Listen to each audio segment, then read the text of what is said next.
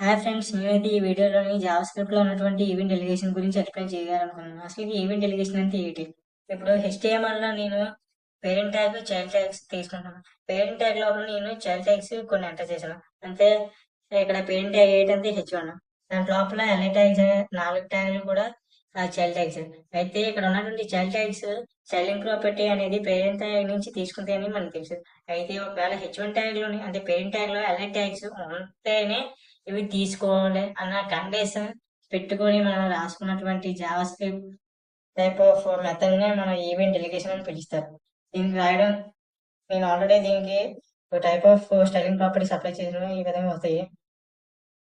Okay, తర్వాత event delegation apply చేయాలంటే నేను పేరెంట్ ట్యాగ్ కి క్లిక్ ఈవెంట్ అప్లై చేస్తున్నాను. ఫంక్షన్ రాసుకుంటున్నాను.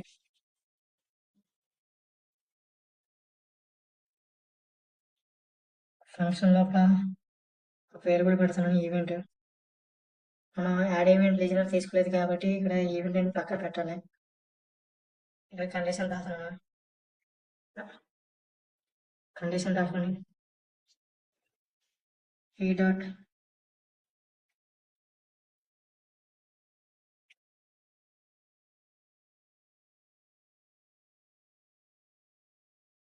ట్యాగ్ నేమ్ ఉంటే ప్రింట్ అనేసి రాస్తున్న కండిషన్.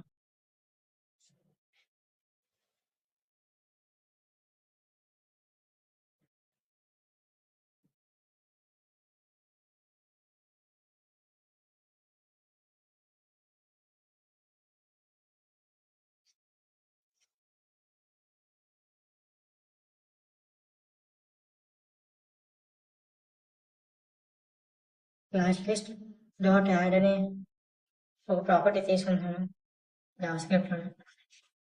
ఆల్రెడీ సిఎస్ఎస్ లోని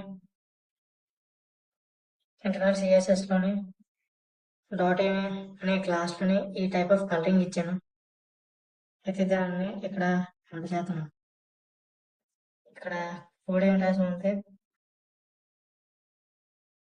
H1 ట్యాగ్ లోని LA ట్యాగ్స్ ఉంటే ఈ కలరింగ్ అనేది అప్లై చేయాలి.